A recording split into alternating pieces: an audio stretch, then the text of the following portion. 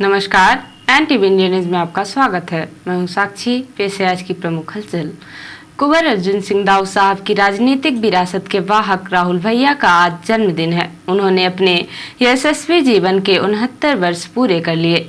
अपने पिताजी दाऊ साहब के पद चिन्हों पर चलने वाले अजय सिंह राहुल भैया आज राजनीति के उस मुकाम पर है जहां न केवल विंध्य बल्कि पूरे मध्य प्रदेश में जनसेवक के रूप में उनकी स्वीकार्यता है। राजनीति की बारीकियां उन्हें बचपन से ही विरासत में मिली हैं। जब अर्जुन सिंह जी को पंजाब का राज्यपाल बनाया गया था, उस समय तत्कालीन प्रधानमंत्री राजीव गांधी ने 1985 में राहुल भैया को दिल्ली बुलाकर चुरहट से कांग्रेस की ओर से उपचुनाव लड़ने के लिए कहा। उपचुनाव में पहली बार चुरहट से वे विधायक चुने गए। उसके बाद 1991 के उपचुनाव भी जीते और तीसरी बार 1998 में पुनः चुरहट विधानसभा क्षेत्र से विधायक बने और उन्हें कैबिनेट मंत्री बनाया गया। इसके बाद वे 2003 में चौथी बार और 2008 में पांचवी बार विधानसभा के लिए चुने गए और 2011 में नेता प्रतिपक्ष बनाए गए। वर्ष 2013 में वे छठवीं बार विधानसभा के लिए चुने गए। उन्हें दूसरी बार नेता प्रतिपक्ष बनाया गया। राहुल भैया जब पहली बार उपचुनाव जीतकर 1985 में विधायक बने, तब वे सबसे पहले अपने पिता अर्जुन सिंह से मिलने पंजाब गए। तब दाऊ साहब ने उन्हें सफलता का मंत्र देते हुए कहा कि यदि जनता के बीच अपनी पहचान बनाना है तो पूरी निष्ठा, निष्पक्षता और ईमानदारी से गरीब, पिछड़े और वंचित तबके लोगों की बात को ध्यान से सुनना और उनकी मदद करना। राजनीति का हर निर्णय अंतिम छोर के अंतिम व्यक्ति को केंद्र बिंदु में रखकर ही लेना। इन लोगों के सुख दुख को अपना समझकर उन लोगों के संपर्क में हमेशा बने रहना। उन्होंने इन सूत्र वाक्यों को आत्मसात किया और तब से आज तक दाऊ साहब के दिखाए रास्ते पर चलकर विंध्य की जनता के बीच लोकप्रिय बने हुए हैं। अजय सिंह ने अपने क्षेत्र में जनता के लिए छोटे बड़े अनगिनत काम करवाए। अपने द्वारा शुरू कराए सभी कामों को वे स्वयं जाकर मॉनिटर करते हैं। इनमें सिंचाई, बिजली, पानी, सड़क, शिक्षा, स्वास्थ्य आदि सभी से संबंधित काम शामिल है। उन्होंने अपने क्षेत्र में अनगिनत हैंडपंप खुदवाए, पानी की टंकियां बनवाई और बाणसागर बांध की रुकावट को व्यक्तिगत रुचि लेकर दूर किया। विशाल स्वास्थ्य शिविर लगाकर हजारों लोगों का मुफ्त इलाज करवाया और गंभीर बीमारों को इलाज के लिए भोपाल विशेषज्ञ डॉक्टरों के पास भेजा। यही नहीं, धर्म के प्रति अपनी आस्था के चलते चुरहट में राम कथा, शिव पुराण कथा, भागवत कथा आदि धार्मिक आयोजन भी करवाए, जिनमें जनता ने बढ़ चढ़कर भाग लिया। राजधानी भोपाल में भी 10-12 साल तक लगातार महामंडलेश्वर स्वामी अवधेशानंद गिरि जी महाराज के प्रवचन करवाए। कैबिनेट मंत्री के रूप में उन्होंने अपनी प्रशासनिक दक्षता और दृढ़ राजनीतिक इच्छा शक्ति का परिचय देते हुए मंत्रिमंडल में अपनी विशिष्ट पहचान बनाई। उनके पास पंचायत, ग्रामीण विकास, पुरातत्व, पर्यटन और संस्कृति विभाग की जिम्मेदारी थी। ग्राम सड़क योजना में उन्होंने टारगेट देकर पूरे देश में मध्य प्रदेश में सबसे अच्छा काम करवाया। वहीं स्वसहायता समूह की परिकल्पना को साकार रूप देकर हजारों ग्रामीण महिलाओं और किसानों को इससे जोड़ा, जो आज सफलता का शिखर छू रहे हैं। जल संरचनाओं के निर्माण में उस समय मध्य प्रदेश नंबर 1 की स्थिति में था। उनके समय ग्राम स्वराज विधेयक आया और सफलतापूर्वक पंचायत चुनाव हुए। संस्कृति मंत्री के रूप में उन्होंने कलाकारों और साहित्यकारों को प्रतिष्ठापूर्ण स्थान तो दिया ही, लेकिन एक अभूतपूर्व काम भी किया। छतरपुर के दुबेला संग्रहालय से कृष्ण जन्म की सुंदरतम प्रतिमा बरसों एवं चोरी होकर अमेरिका पहुंच गई थी।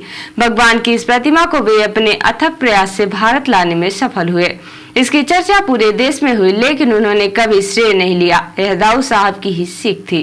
पर्यटन को बढ़ावा देने के लिए भी राहुल भैया ने बड़े काम किए। भोपाल के पास भीम बैठिका को अपने संपर्कों के माध्यम से विश्व धरोहर की सूची में शामिल कराने में बेहद सफल हुए। यह कठिन ही नहीं, असंभव काम था। इसके अलावा heritage trust of Madhya Pradesh की स्थापना की, जिससे विश्व के कई देशों ने इसमें रुचि दिखाई। हेरिटेज होटल की परिकल्पना उन्हीं की देन है, जो आज भी साकार है।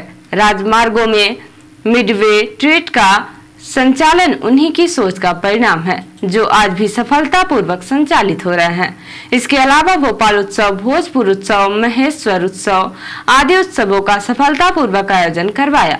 यह सब अर्जुन सिंह रुचि के विषय थे।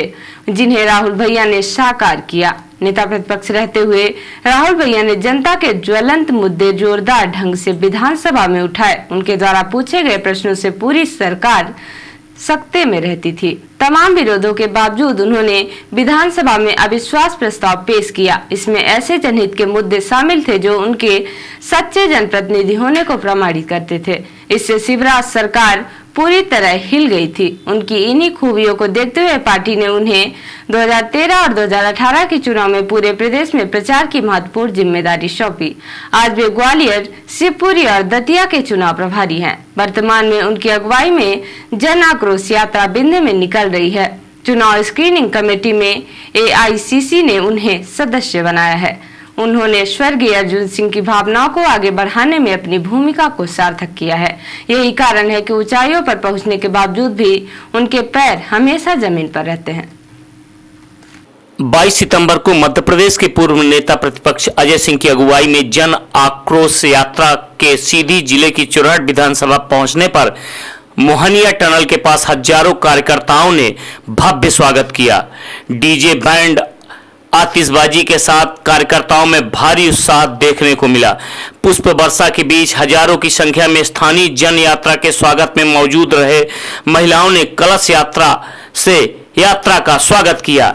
जन आक्रोश यात्रा में AICC के सह प्रभारी संजय कपूर, जिला प्रभारी ब्रजभूषण शुक्ला, पूर्व विधायक सुखेंद्र सिंह बन्ना, रीवा जिला कांग्रेस कमेटी के अध्यक्ष राजेंद्र शर्मा, रीवा नगर निगम के अध्यक्ष अजय मिश्रा, अजय सिंह राहुल भैया के साथ रहे।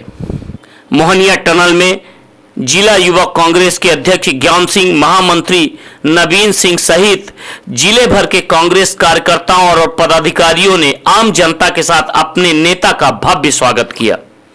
चुरहट में आयोजित सभा के पूर्व अजय सिंह राहुल भैया ने स्वर्गीय कुंवर अर्जुन सिंह और देश के प्रथम प्रधानमंत्री पंडित जवाहरलाल नेहरू की प्रतिमा पर पुष्पांजलि अर्पित की। इसके बाद चुरहट में आयोजित सभा में भाजपा सरकार को आड़े हाथों लेते हुए पूर्व नेता प्रतिपक्ष अजय सिंह राहुल ने कहा कि 18 साल तक प्रदेश को लूटने वाले अब मसीहा बनने की नाकाम कोशिश कर रहे हैं। उन्होंने कहा कि मध्य प्रदेश कर्ज के दलदल में फंस चुका है। शिवराज सरकार हर मोर्चे पर नाकाम साबित हुई है। अपनी पराजय सामने देख भाजपा को चुनावी वर्ष में सभी वर्गों की चिंता सताने लगी है। अजय सिंह ने कहा कि घोषणा मशीन शिवराज सिंह रोज हजारों की घोषणाएं कर रहे हैं, लेकिन प्रदेश की जनता समझदार है। अब वह इनके बहकावे में आने वाली नहीं है और इन्हें सत्ता से उखाड़कर आने वाले चुनावों में बाहर करेगी। और जो कुछ है वो अपना सबके वजह से, जो कुछ आगे बनी वो अपना सबके सहयोग आशीर्वाद से। जैसे जैसे विधानसभा के चुनाव नजदीक आते जा रहे हैं, वैसे वैसे चुनाव को लेकर पार्टियों के उम्मीदवार अपनी दावेदारी जताने और अपने टिकट को पुख्ता करने में लगे हुए हैं। इसी कड़ी में NTV इंडिया न्यूज ने एक विशेष मुलाकात के दौरान भारतीय जनता पार्टी के नेता डॉक्टर राजेश मिश्रा से कई कठिन सवाल किए। NTV इंडिया न्यूज ने उनसे सवाल किया कि क्या आप भी सीधी विधानसभा से टिकट के दावेदार हैं, तो उन्होंने कहा कि मैं अब अपने राजनीतिक जीवन के अंतिम पड़ाव में हूं, इसलिए मुझे टिकट मिलना ही चाहिए। डॉक्टर साहब, आपने अपने जो डॉक्टरी पेशा था उसको छोड़कर आप जनता की सेवा में बहुत पहले से आ गए। आपने सेवा को राजनीति में आकर दिखाया, लोगों के बीच में गए, अनवरत सेवा करते आ रहे हैं। आपकी इसी सेवा को देखते हुए अब लोग कहीं ना कहीं ये मानने लगे हैं कि आप भी भारतीय जनता पार्टी से सीधी विधानसभा से एक उम्मीदवार के तौर पर हैं। आप काफ़ी सक्रिय भी हैं। आप अपनी दावेदारी को लेकर और जो टिकट के लिए मारामारी हो रही है उसको लेकर क्या कहना चाहेंगे? देखिए, जहाँ तक सेवा, समाज सेवा की बात है, तो एक्चुअली मैं जिस क्षेत्र से जुड़ा हूँ, चिकित्सा पेशा से, वो सेवा का ही क्षेत्र है और राजनीति भी सेवा का क्षेत्र है। तो मैं बचपन से, मेरा स्वभाव कुछ ऐसा रहा कि मरीजों के साथ कभी मुझे ऐसा, एक डॉक्टर और मरीज का हमारा संबंध कभी रहा नहीं। मैं एक सामान्य जनता और एक सामान्य व्यक्ति की हैसियत से हमेशा समाज में रहा हूँ। सरकारी पेशा में भी, जब सरकारी नौकरी में थे तब भी ऐसे थे, मैं अपने प्राइवेट हॉस्पिटल के काम में भी ऐसे ही रहा। तो ये मेरे बचपन में शुरू से है, मेरे ब्लड में है, मेरे स्वभाव में है और ऐसा होना भी चाहिए सभी व्यक्ति को। मैं समझता हूँ कि सेवा से बड़ा, सेवा परमो धर्म। निश्चित तौर से मैं जब राजनीतिक क्षेत्र में हूँ तो राजनीतिक क्षेत्र में एक मुकाम होता है, मैं अपने मुकाम के अंतिम पड़ाव पर हूँ और निश्चित तौर से मैं चाहता हूँ कि इस बार मुझे सीधी विधानसभा से टिकट मिले। उसके लिए जो भी बेसिक अर्हताएँ होती हैं वो मेरे में सभी हैं। मैंने संगठन में सर्वाधिक काम किया है और मैं जिले का अध्यक्ष रहा हूँ तो बहुत अच्छा परिणाम दिया है। पार्टी ने मुझे जहाँ जहाँ भी कार्य क्षेत्र में भेजा है, प्रदेश के बाहर भी, वहाँ हमने बहुत अच्छे परिणाम दिए हैं। मैं जहाँ जिले का प्रभारी हूँ वहाँ भी अच्छे परिणाम हैं। मैं संगठन से जुड़ा व्यक्ति हूँ, दिन रात संगठन के लिए काम करता हूँ, अपना जीवन मैंने इस पार्टी के लिए समर्पित कर रखा है।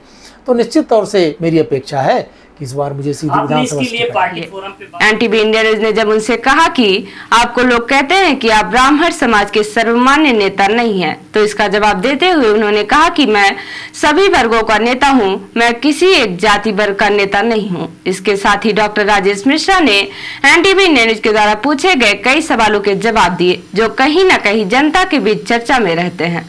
राजनीति में जो प्रतिद्वंदता होती है वो किसी को अपने सामने खड़े नहीं होना देना चाहती है। आपकी दावेदारी की बात जब जब आती है या आपकी उम्मीदवारी की जब जब बातें आती हैं तो आपके जो प्रतिद्वंदी होते हैं कहीं न कहीं वो ये कहने लगते हैं कि डॉक्टर राजेश मिश्रा सीधी में ब्राह्मणों के सर्वमान्य नेता नहीं है। आप इन बातों से कहाँ तक सहमत हैं? इन चर्चाओं पर क्या कहना चाहेंगे आप? देखिए, मैं ये बात सत्य है, अगर वो ऐसा कहते तो ये बात सत्य है। मैं ब्राह्मणों को सर्वमान्य नेता नहीं हूँ।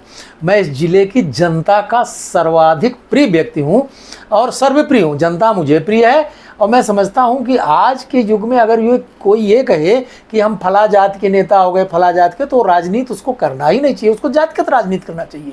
आपको मालूम है मैं किसी जाति संगठन का सदस्य भी नहीं हूँ, तो मैं ब्राह्मण कुल में पैदा हुआ हूँ, लेकिन मेरे लिए एक सफाई कर्मचारी भी उतना ही महत्वपूर्ण है जितना मैं हूँ। मैं ये मान के चलता हूँ और मैं समाज से घुल मिल करके रहने वाला व्यक्ति हूँ। ये मेरी आप कमी मान लो चाहे अच्छाई मान लो। डॉक्टर साहब, 22 सितंबर को सेवा पखवाड़ा के तहत प्रधानमंत्री श्री नरेंद्र मोदी के जन्मदिन के उपलक्ष्य में ज्योत्सना जन कल्याण स्वास्थ्य समिति द्वारा वरिष्ठ जन एवं पत्रकार बंधुओं के सम्मान समारोह का आयोजन शहर के वैष्णवी गार्डन में किया गया। इस मौके पर जिला भाजपा अध्यक्ष देव कुमार सिंह चौहान, वरिष्ठ जन लालमणि सिंह, जितेंद्र राम आहूजा, डॉक्टर केपी सिंह, वरिष्ठ पत्रकार केपी श्रीवास्तव सहित बड़ी संख्या में गणमान्य नागरिक और जिले के इलेक्ट्रॉनिक और प्रिंट मीडिया के पत्रकार शामिल हुए। कार्यक्रम के दौरान भाजपा के वरिष्ठ नेता डॉक्टर राजेश मिश्रा ने प्रधानमंत्री नरेंद्र मोदी के जन्मदिन पर उनके कार्यों के योगदान को याद करते हुए कहा कि उन्होंने देश को एक नई ऊंचाई दी है। कार्यक्रम में वरिष्ठ समाज सेवी और नेता लालमणि सिंह चौहान ने कहा कि प्रधानमंत्री नरेंद्र मोदी ने ऐसे 2 कार्यों को पूरा किया है जिनके मैं सपने देखा था। उन्होंने कश्मीर को अपना बनाया और भगवान श्री राम के मंदिर का निर्माण कार्य पूरा किया।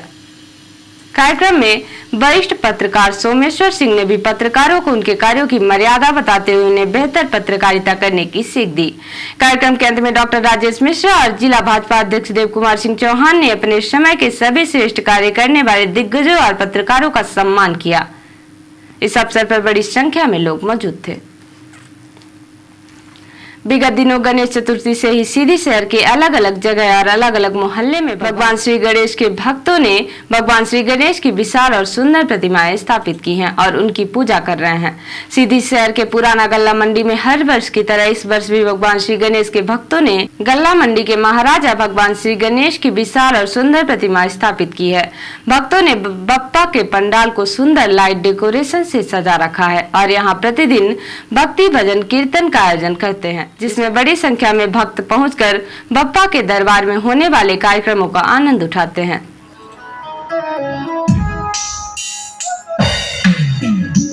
बोलिए शंकर भगवान की। तुम गणेश बेमिसाल बेमिसाल, तुम गणेश बेमिसाल बेमिसाल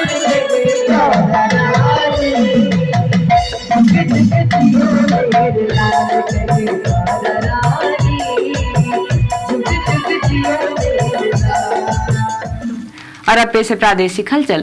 पांडोरना में शिवाजी महाराज की प्रतिमा का अनावरण। आदित्य ठाकरे बोले, कमलनाथ जी आपको सीएम की कुर्सी पर देखना है।